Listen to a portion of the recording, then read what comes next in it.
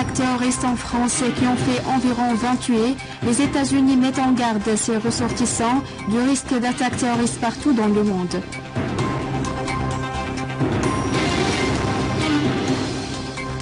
L'armée arabe syrienne poursuit sa lutte contre le terrorisme et les habitants de Nubol et Zahra mettent en échec une attaque terroriste de Front Nusra, tuant des dizaines d'entre eux.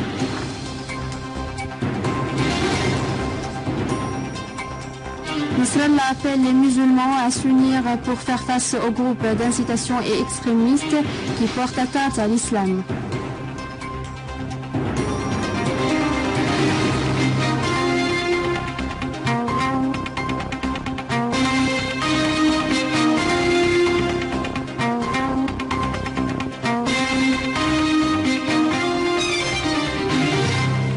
Mesdames et messieurs, bonsoir et merci de nous rejoindre.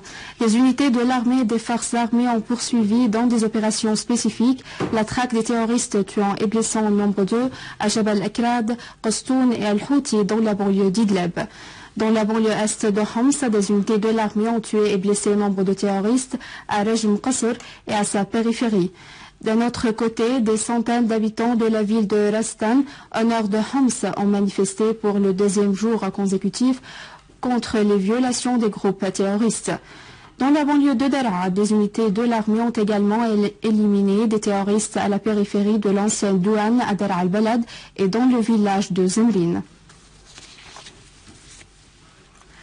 Au nord-ouest d'Alep, des dizaines de terroristes de Front Nusra issus d'Al-Qaïda ont été éliminés par les comités de la défense nationale et les habitants des deux localités de Nubol et de Zahra, assiégés depuis 2 ans, et ce à l'issue de leur attaque meurtrière lancée sur les deux localités. Le secrétaire général du Hezbollah, Hassan Nasrallah, a affirmé que les groupes terroristes takfiristes constituent la plus grande menace à l'islam en tant que religion et message, ainsi qu'au peuple et aux pays de la région, appelant dans la semaine de l'unité islamique à la solidarité pour affronter ces groupes et leurs crimes. M. Nasrallah a indiqué dans une allocution à l'occasion de la naissance du prophète que les groupes terroristes avaient porté préjudice au prophète par leurs actes odieux, leurs crimes et leurs massacres qui ont atteint aujourd'hui les pays qui ont facilité l'arrivée de ces groupes à nos pays.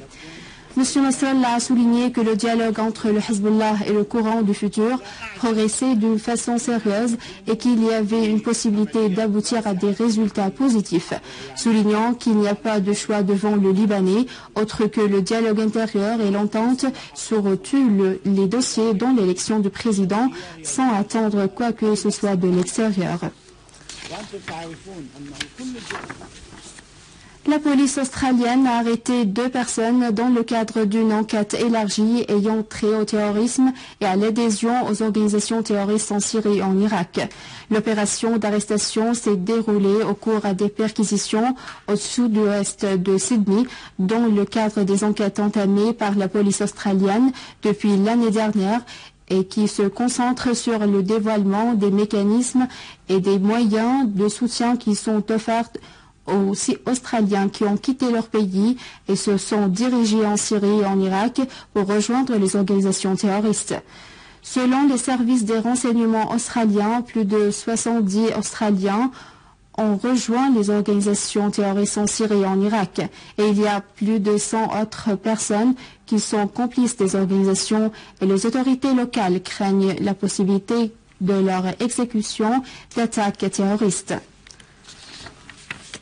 Une source sécuritaire irakienne au gouvernorat d'Al-Anbar a annoncé la mort de l'émir militaire de Daesh, Mazen Louheibi, dans le district Al-Karma, à l'est d'Al-Fallujah, dans une attaque menée par les services de renseignement militaires.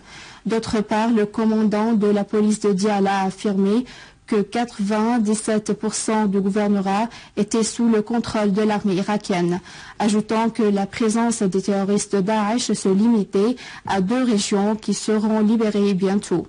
Le chef du comité sécuritaire au gouvernorat de Salah ad-Din a indiqué qu'il y avait de grands désaccords qui secouaient les terroristes de Daesh dans le district de Adour, soulignant qu'une force spéciale de Daesh a arrêté nombre de chefs de l'organisation. La police française a tué les deux suspects frères Saïd et Sharif Kawashi après les avoir assiégés dans un laboratoire à Damartan et également réussi à libérer l'otage détenu.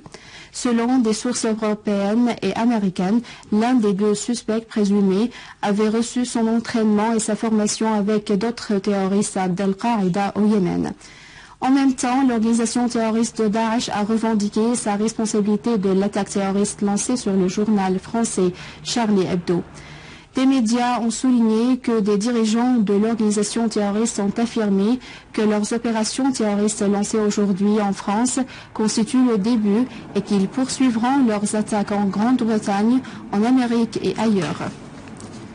Après les agressions terroristes qui se sont déroulées en France et qui se sont soldées par la mort de 20 personnes, les États-Unis ont mis garde leurs ressortissants du danger des agressions partout dans le monde. Le département d'État américain a indiqué que, selon des informations actuelles, l'organisation d'Al-Qaïda et d'autres organisations terroristes planifiaient de mener des attaques terroristes contre des intérêts américains et occidentaux en Europe. De sa part, l'Espagne a déclaré qu'elle comptait unifier ses efforts avec la France pour affronter le terrorisme. Et le ministre espagnol de l'Intérieur, Fernández Díaz, a indiqué qu'il examinerait avec son homologue français, Bernard Cazeneuve, à Paris, une proposition à ce sujet présentée par ce dernier. Au Bahreïn, des manifestations pacifiques ont éclaté dans de nombreuses régions après la prière du vendredi en signe de protestation à l'arrestation des autorités des khalifas, le secrétaire général de l'association d'Al-Wifaq, Cheikh Ali Salman. Des milliers de citoyens sont sortis de la région d'El Jaz, à l'ouest de la capitale Manama, défiant les forces du régime, le gaz lacrymogène et les balles à fragmentation, brandissant les portraits du Cheikh Salman et appelant à sa libération immédiate. Les manifestants ont scandé des slogans affirmant que les revendications du peuple ne cesseront pas même si ses chefs et ses commandements ont été arrêtés, soulignant qu'ils ne reculeront pas qu'après la réalisation de la volonté populaire et l'application de la démocratie. Et à la fin de ce journal, je vous rappelle les principaux titres. Suite aux attaques terroristes en France qui ont fait environ 20 tués, les États-Unis mettent en garde ses ressortissants du risque d'attaques terroristes partout dans le monde. L'armée arabe syrienne poursuit sa lutte contre le terrorisme et les habitants de Nibel et Zahra mettent en échec une attaque terroriste de Front Nusra, tuant des dizaines d'entre eux.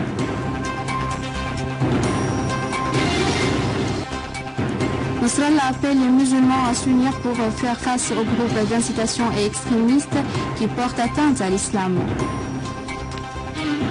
C'est la fin du journal. Je vous remercie de l'avoir suivi. Je vous rappelle que vous pouvez consulter notre site internet syriaonline.sy pour revoir ce journal et davantage d'informations. Au revoir.